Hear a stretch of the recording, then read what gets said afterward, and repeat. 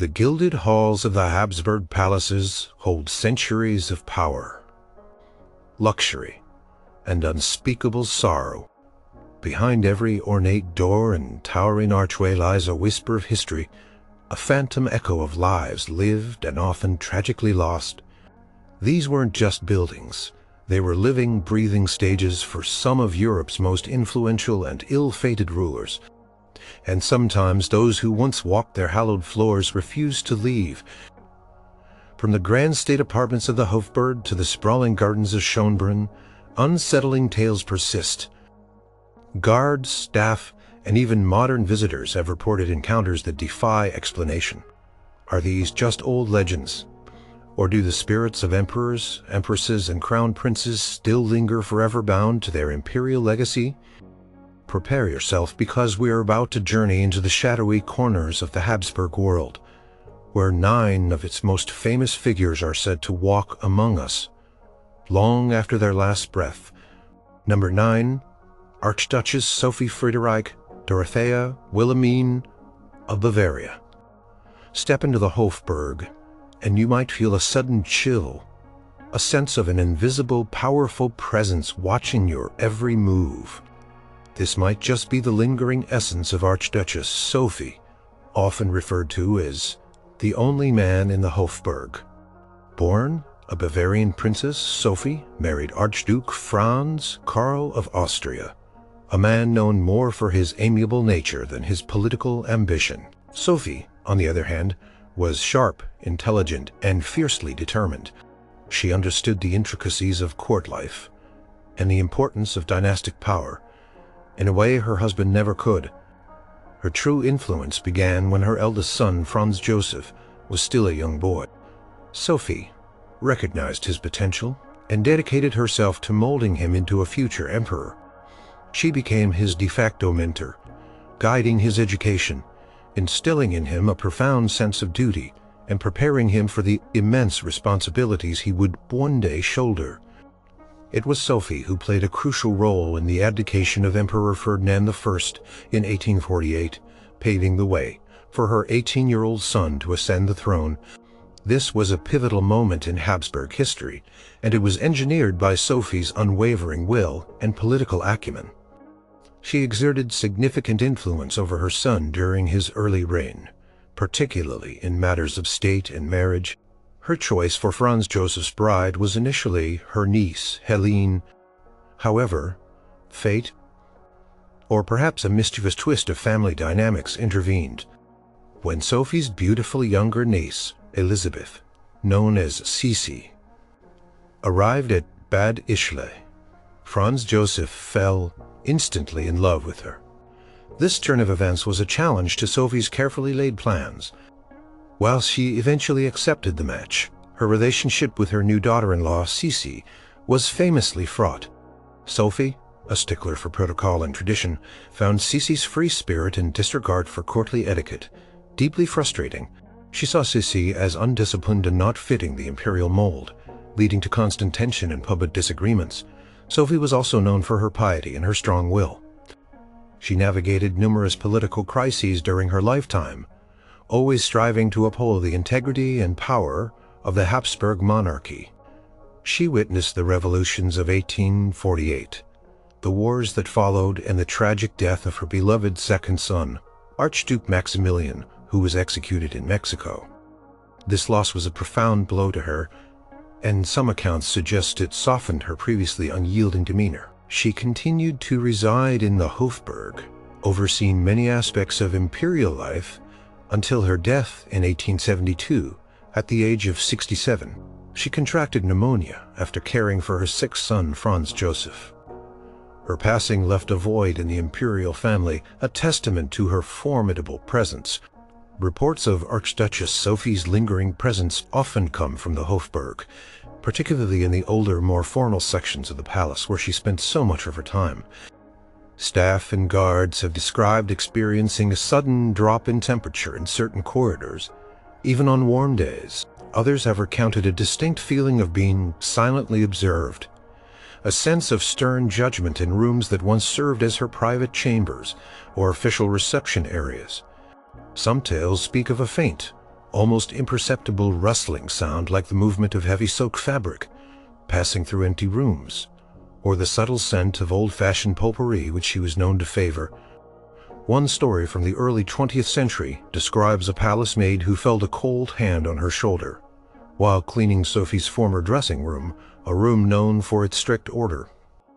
The maid turned to find no one there, but the feeling of disapproval lingered as if her work was being silently critiqued.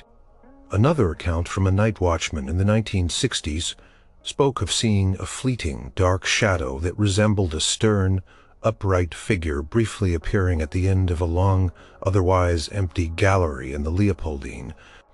These fleeting glimpses and atmospheric changes reinforced the popular belief that Archduchess Sophie continues her vigil over the Habsburg legacy, forever ensuring that proper order is maintained within the grand walls of her beloved imperial residence. Number 8. Leopold I. In the venerable Hofburg Palace, a certain quiet solemnity sometimes descends upon the older wings, a feeling of deep history and weighty decisions. Some say this atmosphere is infused with the enduring presence of Leopold I, Holy Roman Emperor, King of Hungary and Bohemia, whose long and consequential reign spanned nearly 5 decades from 1658 to 1705. He was a central figure in shaping the Habsburg monarchy and the very physical layout of the Hofburg as we know it today. Leopold I inherited a vast and complex empire in the aftermath of the 30 Years' War, a period of immense turmoil in Europe. Despite his initial reputation for being frail and reserved, he proved to be a surprisingly resilient and effective ruler. He was deeply pious, educated in theology, and an avid patron of the arts and sciences, contributing significantly to the flourishing of Baroque culture in Vienna. He spoke several languages and was a skilled composer and musician. His reign saw the construction of magnificent palaces and churches, including parts of the Hofburg, and the initiation of key building projects like Schönbrunn Palace, though it would be his successors who completed it in its famous form. However, Leopold's reign was also marked by constant warfare and challenges. He faced repeated conflicts with the Ottoman Empire, culminating in the decisive siege of Vienna. In 1683, his forces alongside allied European armies successfully repelled the Ottomans from the city walls, a victory that forever changed the course of European history and cemented the Habsburgs' role as defenders of Christendom. He also engaged in numerous wars with France under Louis XIV, battling for influence and territory across the continent. These long conflicts placed enormous strain on his empire and his personal life. Leopold endured significant personal sorrow. He married 3 times, and many of his numerous children died in infancy or childhood, a common tragedy of the era, but no less painful for a devoted father. He was often depicted with the prominent Habsburg jaw, a distinctive facial feature that led some to nickname him Hogmouth. Despite the challenges, he remained committed to his duties, meticulously overseeing the affairs of state from his chambers in the Hofburg. He was known for his methodical approach to governance, his profound religious devotion, and a certain reserved demeanor that masked a keen intellect. Leopold I died in the Hofburg in 1705, after a long and arduous reign, leaving behind a strengthened monarchy and a Vienna on the cusp of becoming a grand imperial capital. Whispers of Leopold I's ghost are predominantly found within the oldest sections of the Hofburg, particularly the Leopoldine Wing, which bears his name and was constructed during his time. Accounts have described the distinct heavy tread of footsteps echoing in empty corridors during the late hours, often accompanied by a sense of quiet authority or deep contemplation. Some staff members have reported the faint, lingering scent of pipe tobacco, as Leopold was known to enjoy smoking in areas where no living person had recently been. A recurring anecdote from palace security guards speaks of an inexplicable cold draft that sweeps through certain formal reception rooms, even when windows are sealed. This draft is sometimes followed by the feeling of an unseen presence, like a somber figure standing silently in the corner of the room, observing. One particularly vivid account from the early 1900s described a servant who, while cleaning the emperor's former study, saw a shadowy figure seated at the ornate desk, head bowed as if deep in thought or prayer. The figure was said to have slowly faded when approached, leaving behind only an unusual chill in the air and a strong sense of a life weighed down by immense responsibility. These experiences paint a picture of a dutiful emperor, perhaps still attending to the endless affairs of his empire even in the afterlife, forever bound to the magnificent palace he helped to build and protect. Number 7.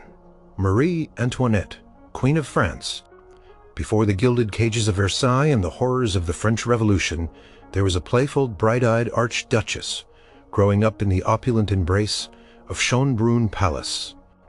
Marie Antoinette, born Maria Antonia, was the youngest daughter of the formidable Empress Maria Theresia and Emperor Franz I Stephen.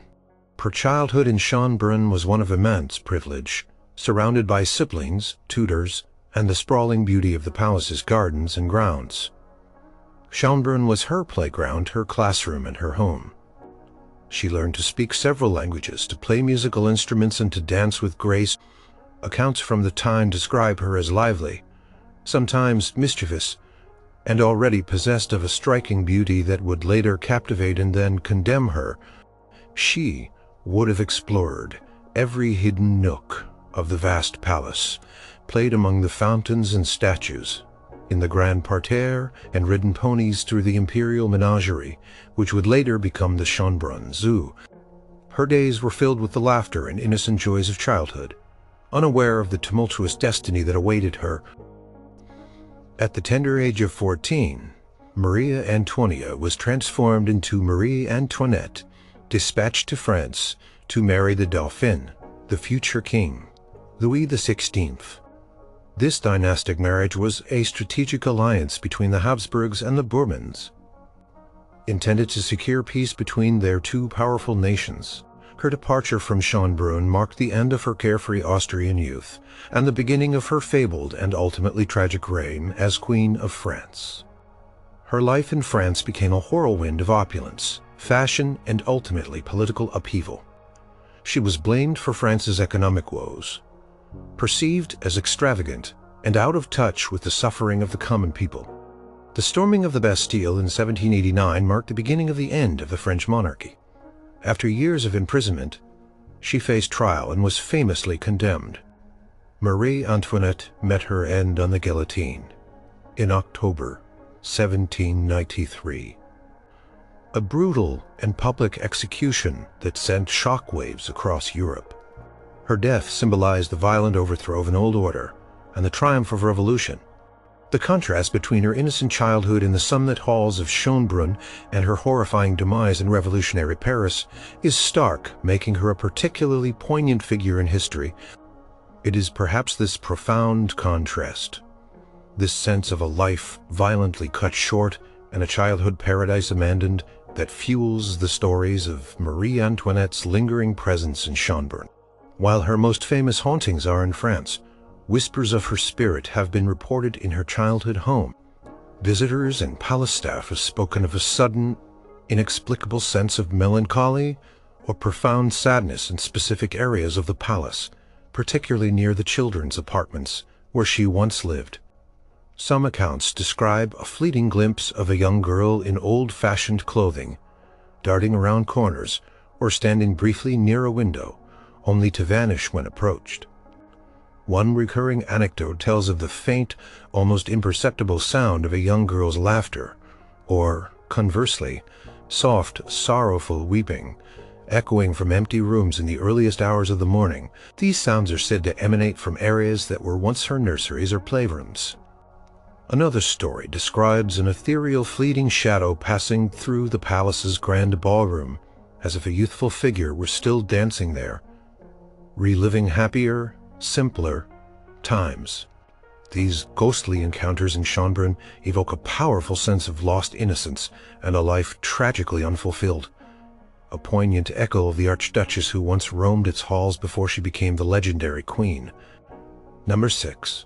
Archduke Franz Ferdinand, The Belvedere Palace, with its exquisite Baroque architecture and magnificent art collections, stands as a testament to imperial grandeur.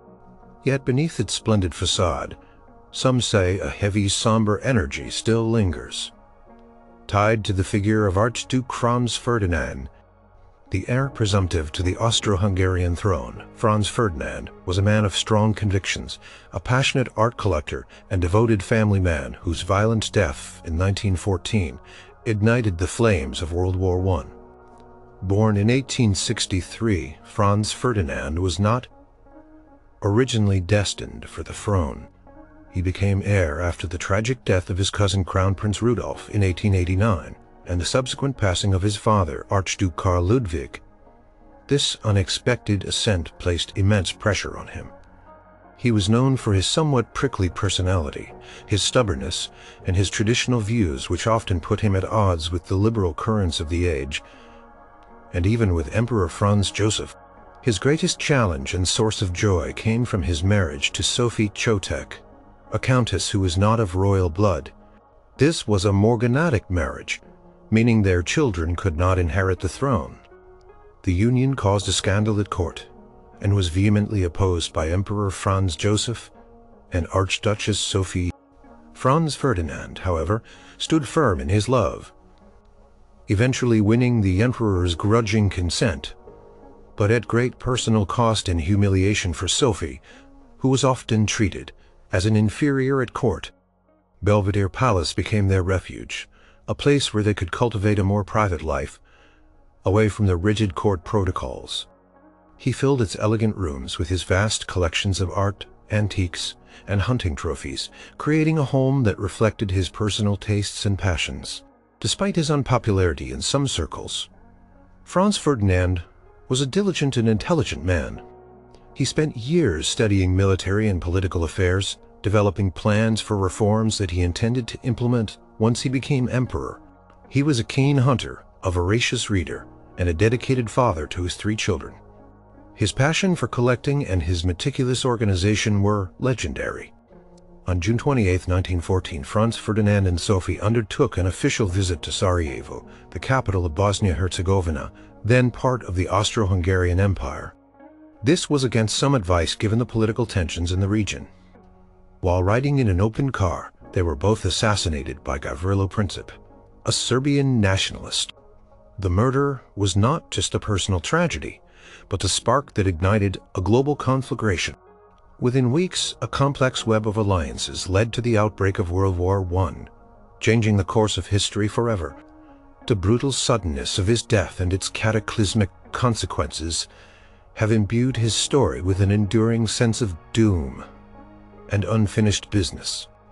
It is at Belvedere Palace, his beloved home, that many believe his restless spirit lingers. Reports from the Belvedere Palace often speak of a distinct chill in certain galleries, particularly in the Upper Belvedere, where Franz Ferdinand's private apartments and collections were housed. Visitors and staff have described a pervasive feeling of sorrow or a sense of heavy foreboding in specific rooms. One recurring account involves the faint scent of pipe tobacco, which Franz Ferdinand was known to smoke constantly, materializing in areas where no smoking is permitted and no living person has recently smoked. Some anecdotes from the palace guards and art restorers tell of the spectral sight of a tall, imposing figure, often described as indistinct or shadowy, seen briefly in the grand hallways or standing near display cases filled with his personal effects. One specific story recounts a cleaning crew member hearing the distinct, heavy thud of footsteps on the upper floors. Late at night, footsteps that abruptly cease, leaving an unnerving silence. There are also whispered tales among the long-serving staff of objects in his former study, such as small decorative items or papers being found slightly rearranged, as if someone had been meticulously inspecting them. These mysterious occurrences paint a picture of a man still tethered to his most cherished possessions, and perhaps forever contemplating the tragic destiny that awaited him beyond the walls of his beloved Belvedere. Number 5. Emperor Karl I. Schönbrunn Palace, with its grandeur and historical weight, holds countless stories within its walls. Among them, the echoes of Emperor Karl I, the last Habsburg emperor, are said to linger, bringing with them a profound sense of melancholy and the weight of a dying empire. His short but intensely dramatic reign from 1916 to 1918 coincided with the final agonizing years of World War I and the ultimate collapse of the vast Austro-Hungarian Empire.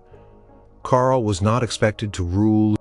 He became heir presumptive only after the suicide of Crown Prince Rudolf in 1889 and the assassination of Archduke Franz Ferdinand in 1914. He ascended to the throne in the midst of global conflict, a young man of only 29, deeply religious and committed to peace. From the moment he took the imperial oath, he faced an impossible task: to salvage an empire crumbling under the immense pressures of war, nationalism, and internal strife. He was a man of integrity and deep faith, qualities that distinguished him from many of his contemporaries. His wife, Empress Zita, was a strong and supportive partner, sharing his burdens and his commitment to their family and their people. Karl initiated secret peace negotiations with the Allied powers, desperately attempting to end the bloodshed and preserve his multi-ethnic empire. However, his efforts were ultimately thwarted by the complexities of wartime diplomacy and the uncompromising demands of all sides. He traveled tirelessly throughout his empire, often visiting the front lines, trying to understand the plight of his soldiers and his people. His final months in power were spent mostly in Schönbrunn Palace, and later in Eckartsau Castle, a smaller hunting lodge as the empire disintegrated around him. On November 11, 1918, under immense pressure, he issued a proclamation relinquishing his right to participate in state affairs, effectively ending Habsburg rule after more than 600 years. He never formally abdicated, believing that his divine right to rule could not be renounced. Karl and his family were eventually forced into exile. They first went to Switzerland. Then, after 2 unsuccessful attempts to regain his throne in Hungary, he was exiled by the Allied powers to the remote Portuguese island. There, isolated and without financial resources, his health deteriorated rapidly. Emperor Karl I died in Madeira in 1922 at the age of just 34 from pneumonia. His death was a quiet, lonely end for a man who had briefly held the reins of one of Europe's grandest empires. He was later beatified by the Catholic Church in 2004, recognizing his efforts for peace and his deep personal piety. The lingering sadness of his reign and his tragic exile is often felt in the palaces he inhabited. Reports of Karl I's ghost are often linked to Schönbrunn Palace, particularly in the rooms he occupied during his brief time as emperor. Accounts describe a palpable sense of sorrow or deep melancholy that seems to permeate certain chambers, especially his former study or private living quarters. Staff and visitors have spoken of hearing faint, almost imperceptible whispers, like the echo of somber conversations.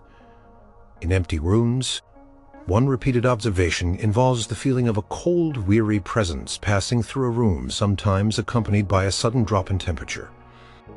There are also stories of seeing a tall, slender figure, often described as indistinct or shadowy, standing quietly near a window, gazing out as if lost in thought, or sitting at a desk as if endlessly pondering complex problems.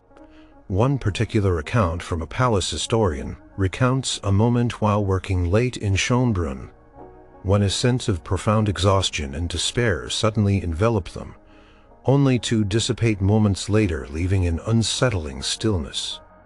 These ghostly encounters evoke the tragic weight of Karl's reign, a monarch desperately trying to hold together a collapsing world, forever bound to the palaces that witnessed the end of a glorious era. Number 4. Maria Theresia. Walk through the majestic Schönbrunn Palace, and you might feel a powerful, commanding, yet benevolent presence, as if the very air still hums with authority and warmth. This might be the enduring spirit of Maria Theresia, the only female ruler of the Habsburg dominions, whose 40-year reign, 1740 to 1780, fundamentally transformed the monarchy and left an indelible mark on Austria. She was an empress in every sense of the word, a formidable monarch and the devoted mother of 16 children, including the ill-fated Marie Antoinette. Maria Theresia inherited a vast and fragmented empire at a challenging time amidst the War of the Austrian Succession. Despite initial skepticism from other European powers about a female ruler, she proved herself to be an exceptionally capable and intelligent leader. She revitalized the Habsburg military, reformed the education system, modernized the bureaucracy, and improved the economy. She was a true enlightened absolutist, deeply committed to the welfare of her subjects. Schönbrunn Palace was her absolute passion.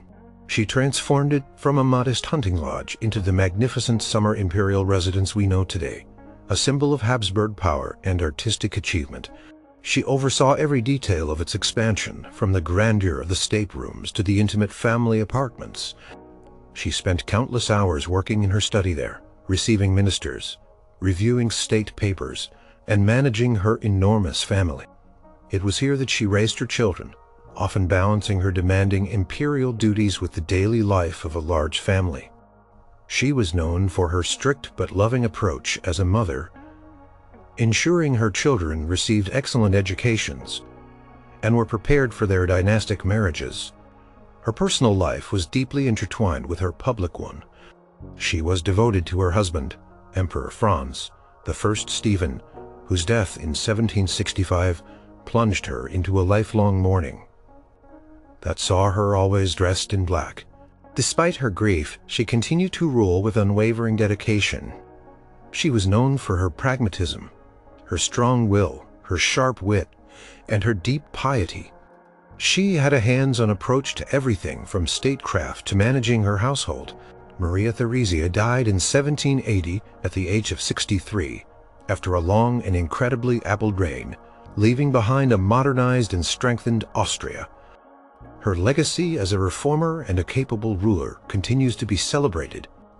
The strong personality and enduring influence of Maria Theresia are said to manifest in various ways within Schönbrunn Palace, her beloved residence. Many visitors and palace staff have described a distinct feeling of being watched, not in a sinister way, but with a sense of a benevolent, maternal oversight, especially in the state apartments and her former living quarters. Accounts frequently mention the subtle lingering scent of lavender or old-fashioned potpourri, fragrances associated with her time, even in rooms that had been thoroughly cleaned. One recurring anecdote from palace security guards involves the unexplained sound of rustling silk skirts, or the soft rhythmic tapping of a cane echoing through empty corridors during quiet hours, as if a dignified figure were still making her rounds. Some more vivid accounts describe fleeting glimpses of a tall, imposing woman in a dark dress, often seen at the edge of one's vision, particularly in the mirror room or the great gallery where she hosted grand receptions. One particular story from a modern-day tour guide recounts a moment when a light fixture in Maria Theresia's study suddenly flickered on and off repeatedly. Despite no electrical to suggest, it was the Empress herself, still checking that everything was in order. These ethereal occurrences portray Maria Theresia as a diligent and watchful spirit, forever overseeing her magnificent palace and the enduring legacy of her Habsburg rule. Number 3. Crown Prince Rudolf of Austria. Deep in the Vienna woods, cloaked in a chilling silence, stands the former imperial hunting lodge of Merling, now a Carmelite convent. This remote location is inextricably linked to one of the most enduring and tragic mysteries of the Habsburg dynasty: the death of Crown Prince Rudolf, the only son of Emperor Franz Joseph and Empress Elizabeth. His lingering presence, imbued with despair and unanswered questions, is perhaps the most intensely felt among all the Habsburg ghosts. Rudolf was born in 1858, a highly anticipated heir, destined to rule the vast Austro-Hungarian. From an early age, he showed remarkable intelligence, a keen interest in science, and liberal political views that often clashed with his conservative father Emperor Franz Joseph. He was a complex individual, brilliant but deeply sensitive, artistic but also prone to depression and periods of intense melancholy. He was particularly close to his unconventional mother, Empress Elizabeth, sharing her love for poetry, nature, and a restless spirit. His marriage to Princess Stephanie of Belgium, arranged for dynastic reasons, was not a happy one. Rudolf sought solace outside his marriage, becoming involved with several mistresses, and his personal life grew increasingly complicated and troubled. He felt stifled by court life, alienated from his father's traditional views, and increasingly despairing about the future of his empire. He developed an interest in spiritualism and the occult, and his health, both mental and physical, began to deteriorate. The events of January 30th, 1889 at Merling remain shrouded in mystery and official cover-ups. Rudolf traveled to the hunting lodge with his young mistress, Baroness Mary Wetzera, a beautiful and impetuous 17-year-old noblewoman with whom he had developed an intense, consuming relationship. The official court announcement stated that Rudolf had died of heart failure. However, the truth which slowly emerged through leaked information and later historical research painted a far more sinister and tragic picture. It became widely accepted that Rudolf and Mary Wetzera died in a murder suiting Mary, and then himself. The motives and exact sequence of events have been debated by historians for over a century, contributing to the enduring mystique and horror surrounding the event. The bodies were quickly removed, the room redecorated, and every effort made to suppress the scandal, but the whispers persisted. Emperor Franz Joseph had the hunting lodge converted into a Carmelite convent, with a chapel built directly over the spot where Rudolf's bed once stood, in an attempt to sanctify the site and, perhaps, to contain the dark energy of the tragedy. The haunting of Merling is legendary, and Crown Prince Rudolf's restless spirit is said to be intensely active there. Visitors to the convent and local residents have reported a profound sense of sadness, despair, and oppressive melancholy that pervades the site. Particularly within the chapel, accounts frequently describe sudden, inexplicable drops in temperature, cold spots that seem to emanate from specific areas, and the feeling of being watched by an unseen presence. More chilling reports include the faint sound of gunshots echoing from within the chapel or the surrounding woods, especially during the anniversary of the tragedy. Some have claimed to hear hushed, sorrowful whispers as if a desperate conversation is still playing out in the empty rooms. There are also stories of shadowy figures, often perceived as two distinct presences, flitting through the convent's secluded gardens or briefly appearing in the chapel. One particularly unnerving account from a nun who served at the convent described a moment when the scent of blood suddenly filled the air in the sacristy, only to vanish moments later. The powerful emotions and violent end associated with Rudolf and Mary Wetzera at Merling have created a haunting that is not merely historical, but deeply visceral, a constant reminder of the tragic unraveling of a crown prince's life. Number 2. Emperor Franz Joseph I. The Hofburg Palace and Schönbrunn Palace, pillars of the Habsburg Empire, are still permeated by the almost tangible presence of Emperor's Sensdopexter Comade. He ascended the throne as a young man of 18 and died at the age of 86, amidst the ravages of World War I, having witnessed the slow, painful decline of his vast empire. Franz Joseph was a man of unwavering duty and strict routine. He rose before dawn every day, worked meticulously at his desk, and dedicated his life to the state. He was known for his conservative nature, his stoicism, and his profound sense of responsibility. He was not a me-dot figure like his wife, Empress Elizabeth, but he was deeply respected for his diligence and his unwavering commitment to his imperial role. His life, though marked by immense power, was also a litany of personal tragedies. He witnessed the execution of his brother Maximilian in Mexico.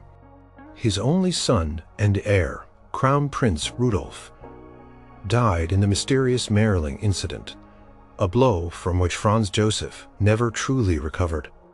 His beloved wife, Empress Elizabeth, was assassinated in 1898, and finally his nephew and heir presumptive Archduke Franz Ferdinand was assassinated in Sarajevo, sparking the very war that would consume his empire. Despite these crushing personal losses, Franz Joseph maintained his outward composure, immersing himself even further in his duties, a solitary figure haunted by the misfortunes of his family. He spent virtually his entire adult life within the walls of the Hofburg, his primary winter residence, and Schönbrunn, his cherished summer home. These palaces were not just symbols, they were his office, his sanctuary, and the silent witnesses to his long, arduous reign. He meticulously oversaw every detail of court life and state affairs, from his study in the Hofburg, where he worked tirelessly, even into old age. His routine was legendary, a testament to his iron will and dedication. Emperor Franz Joseph I died in Schönbrunn Palace in November 1916. At the height of World War I, his death marked the true end of an era, and just 2 years later, the empire he had devoted his life to would collapse. The persistent and often poignant reports of Franz Joseph's ghost are perhaps the most widespread among all the Habsburg hauntings, a testament to his long reign and profound impact. His spirit is said to linger in both the Hofburg and Schönbrunn Palace, particularly in the rooms where he spent most of his waking hours. Accounts often describe the distinct presence of an elderly man, sometimes accompanied by the faint, unmistakable scent of his preferred strong cigars, which he smoked constantly. Staff and security personnel have frequently reported hearing the shuffling sound of slow, heavy footsteps in empty corridors late at night, or the soft, persistent coughing sound that was characteristic of his later years. One of the most common sightings involves a shadowy, indistinct figure seen at his former desk in the Hofburg study, head bowed as if still poring over state papers, or briefly appearing in his Spartan bedroom in Schönbrunn, only to vanish when approached. A particularly well-known anecdote recounts an occasion when a palace guard doing his rounds in the Hofburg in the early morning heard the distinct sound of a pen scratching on paper, emanating from Franz Joseph's sealed study, a sound that abruptly ceased when he paused to listen. These encounters paint a picture of an emperor eternally bound to his duties, still overseeing his former domain, a weary but diligent presence forever tied to the grand palaces that served as the heart of his long-lost empire. Number 1. Empress Elizabeth of Austria, Queen of Hungary. Sisi. Of all the lingering shadows in the grand Habsburg palaces, none are as famous or as frequently reported as the ethereal presence of Empress Elizabeth. Universally known as Sisi, her tragic beauty, her restless spirit, and her dramatic, unconventional life has cemented her place in history as one of Europe's most captivating figures. And it seems even in death, she continues to roam the imperial residences she spent her life trying to escape. Born a Bavarian duchess in 1837, Elizabeth was catapulted into the strict, stifling world of the Viennese court at the tender age of 16 when she married her cousin, Emperor Franz Joseph I. It was a love match for the emperor, but for Sisi it quickly became a gilded cage. Free-spirited, artistic, and deeply sensitive, she chafed under the rigid imperial protocol, the endless ceremonies, and the constant public scrutiny.